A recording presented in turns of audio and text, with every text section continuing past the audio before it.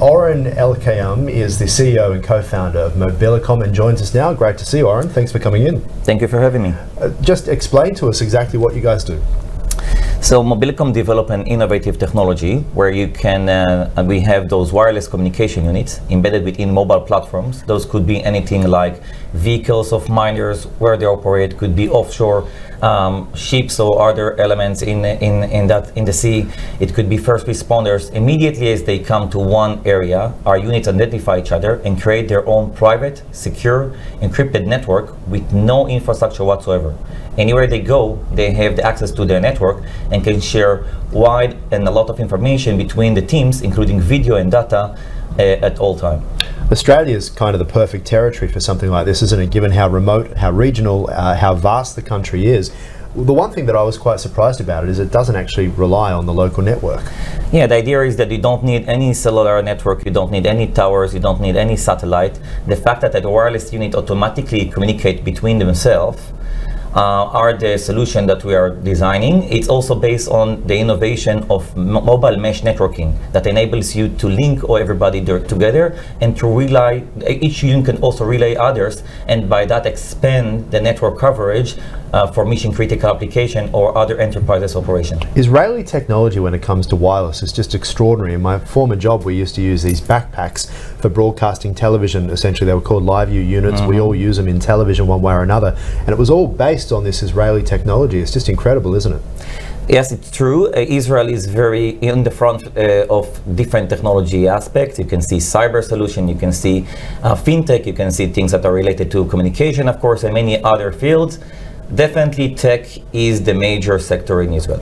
What do you think Australia could learn from Israel when it comes to technology like wireless, given that we do have such a remote location and it would be used, it is used, of course. I always think that Australia, I'm surprised we never got into building planes given how vast our remote areas were. What do you think that Australia could learn from Israel? What sets Israel apart? I think that the challenges that Israel is facing on different aspects, starting from the neighborhood that we are based in and the fact that we have to be self-sustained from different aspects, created innovation level that to solve those problems. From the moment you are creating innovation to solve different problems around your life, you are creating lots of technology and being on the front of different technology aspects. And that created a booming economy around the tech scene. And it's like that for the last, I think, 20, 30 years. Yes. Australia, I think that if you look on the ASX and the aspiration of the ASX to develop their technology sector, that was one of the reasons that they send the delegation again and again every quarter to advocate for the Australian market to be as a potential growth for small or mid-cap companies into Australia tech sector as well. It is incredible whenever you buy these products and the companies will say developed by Israeli military technology basically, but when we talk about what your product is actually doing and the remote nature of it, just give us an explanation as to kind of how it works. How is it possible? Because a lot of us obviously struggle with our phone reception, the idea of not being near a tower. How does it actually work? Is it through satellite?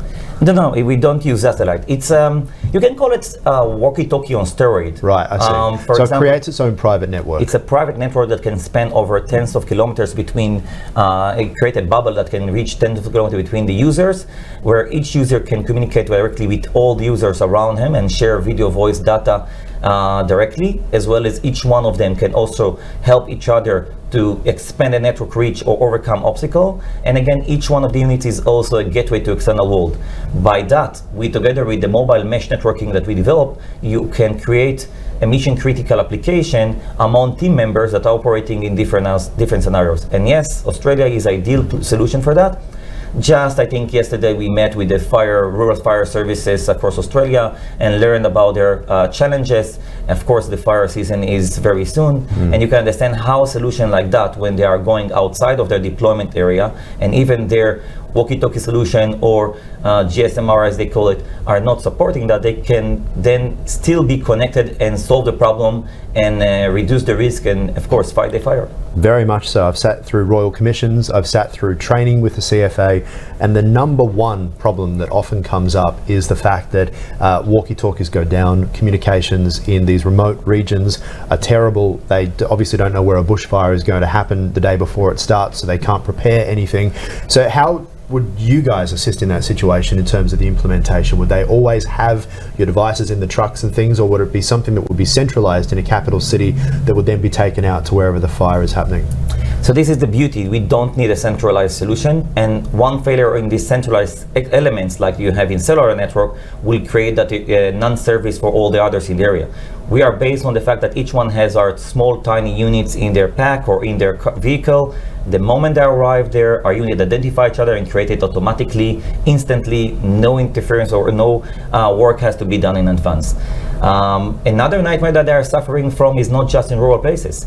Imagine that they are going inside a building, or worse than that, to the parking lot below. From the moment they went few floors up or down, there is no signal for the walkie-talkies or other communication needs, and they are unable to identify if their teams are okay, operating well, if you send another rescue team after them. It's a really, really nightmare for those organizations. Our solution, meshing each other and relaying each other, can actually solve those problems and enable a new future for those response teams. And what about 5G technology? It's our top story today, talking about the government auctioning off this millimeter. I don't understand the exact terminology, I'm sure you do, but what will this mean for a company like yours, for example? Does it make much of a difference? Yes, we are monitoring and working closely with the 5G committees around Europe. If you will see the founders of Mobilicom and Yossi Segal, which is the co-founder as well, are experts in the 4G, 5G and WireMax networks. We've done that and working with the biggest companies in our previous companies, so we are monitoring that closely. We even recently shown capabilities to fly drones, robotics, and activate them with cellular or 5G. Wow. 5G will have, it's a big promise. Like anything else, you can get to higher. One of the problems seems to be, and we were just discussing it with our previous guest Elio about this as well, is that while it's great in terms of faster speeds, you need more boxes. You need to have them in more locations. They struggle to get through windows of buildings, so it's not just going to be about the towers that we see, but on the edges of buildings as well, trying to get through those CBD. Will the cost of the rollout, do you think, be something that will become prohibitive?